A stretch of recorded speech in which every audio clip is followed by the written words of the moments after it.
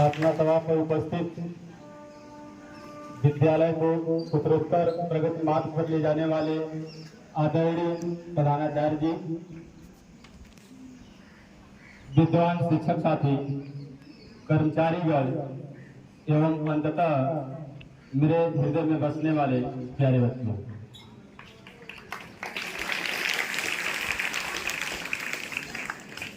प्यारे बच्चों, वर्ष 2023 को इंटरनेशनल ऑफ मिलेट ईयर घोषित किया गया है और अंतर्राष्ट्रीय स्तर पर मोटे अनाज को जागरूकता फैलाने के लिए भारत ने सबसे पहल किया और भारत के आग्रह पर ही 72 देशों ने इसको लागू करने के लिए सहमति जताई, तब जाकर के संयुक्त राष्ट्र महासभा में इसको पारित किया गया।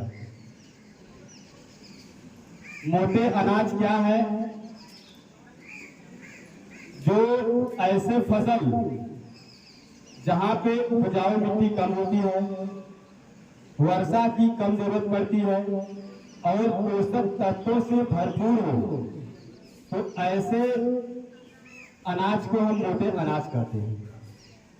मोटे अनाज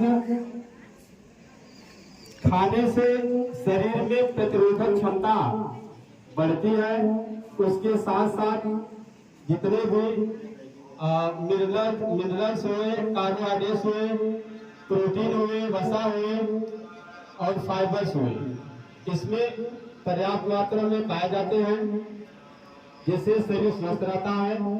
इसी को लेकर के अंतर्राष्ट्रीय स्तर पर मोटा अनाज जो है 2023 को घोषित किया गया है, ताकि लोग जो है जागरूक हो और जो नए फसल जो है इस समय चावल और गेहूं की जो पर्याप्त मात्रा मिल रही है, वह तो ऊर्जा आपको भरपूर मात्रा में उससे आपको मिलेगी, लेकिन उसके साथ साथ आपके अंदर डायबिटीज जैसी बीमारी, ब्लड प्रेशर जैसी बीमारियां से आपको गुजरना पड़ता है।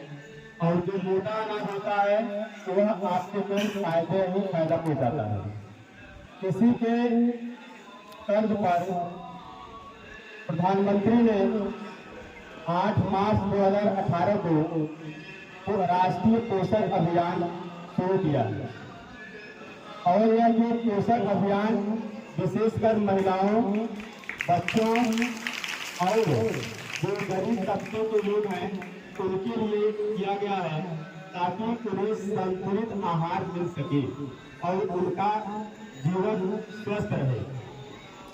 तो आप जो प्रतिदिन अपने भोजन में प्रतिदिन जो पदार्थ आप लेते हैं वो 2 तरह के लेते हैं, एक पके हुए और दूसरा कच्चे। पके हुए में जो आप पकाकर खाते हैं, जैसे चावल, दाल, रोटी, ये सब हुआ, और कच्चे पदार्थ में आप सलाद के रूप में मूली, गाजर, खीरा, चुकंदर ये सब खाते हैं। इनमें एक विशेष प्रकार के तत्व पाए जाते हैं जो कि हमारे शरीर के प्रतिरोधक क्षमता को और ऊर्जा के साथ साथ शरीर को स्वस्थ बनाते हैं। इन पोषक तत्व, ऐसे तत्व को हम पोषक तत्व कहते हैं। रही पोषण की बात, तो शरीर की वृद्धि के लिए जो हम जितनी शरीर की पोषक तत्वों की आवश्यकता होती है तो हम उसे पोषण कहते हैं। और पोषण के लिए जो है मुख्य रूप से 6 प्रकार के पदार्थ हैं। उसमें कार्बोहाइड्रेट है, प्रोटीन है, वसा है, खनिज लवण है, जल है और फाइबर है, रेशेदार। कार्बोहाइड्रेट, वसा, आपको ये दोनों जो पोषक तत्व हैं ये आपको ऊर्जा प्रदान करते हैं। जो प्रोटीन होता है आपके हड्डी की मरम्मत करती है। इसके अलावा जल का महत्वपूर्ण गुण है, क्योंकि आपके शरीर में 70 से 80% जल की मात्रा होती है। अगर आप पानी कम पी रहे हैं तो आप जितने भी पोषक तत्व अवशोषित कर रहे हैं, शरीर के अंदर जा रहा है, पानी आपके पोषक तत्वों को अवशोषित कर रहा है। इसलिए और जो विटामिन है, विटामिन की कमी हो रही है आपके शरीर के अंदर, तो आपको रतौंधी हुआ, स्कर्वी रोग हुआ, रिकेट्स हुआ और ऑस्टियोपोरोसिस, हड्डियों का कमजोर होना, एनीमिया, खून की कमी। तो विटामिन भी आपको जो है भरपूर मात्रा में लेना चाहिए। उसके साथ साथ फाइबर्स जो रेशेदार, यहाँ पे रफेज की बात होती है, ये आपको न तो ऊर्जा देंगे, लेकिन ये आपको केवल आपके आंतों की सफाई करते हैं। आपके शरीर के अंदर जब आप खाना खाते हैं तो उस दौरान कुछ फ्री रेडिकल मुक्त मूलक बनते हैं, और क्योंकि हमारे स्वास्थ्य के लिए हानिकारक है, तो ये जो रेशेदार हम लोग पदार्थ का सेवन करते हैं, ये उनको जो है अवशिष्ट पदार्थों को शरीर से बाहर निकालने का कार्य करते हैं।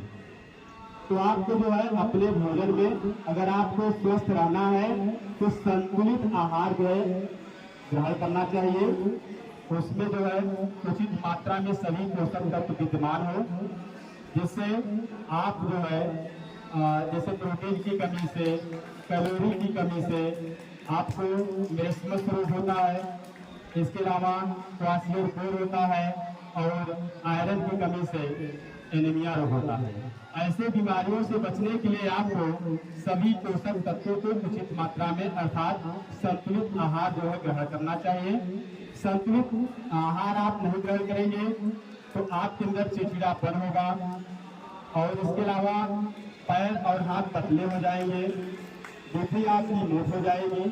इसलिए इन सब से निजात पाने के लिए राष्ट्रीय पोषण मिशन अभियान शुरू किया गया है। और आप लोग जो है सभी लोग अगर ज्यादा खाना खा रहे वो भी आपके लिए नुकसानदायक है, कम खा रहे वो भी नुकसानदायक है। तो आपको संतुलित आहार लेना है। और इसी के साथ अपनी वाणी को विराम देता हूँ। धन्यवाद।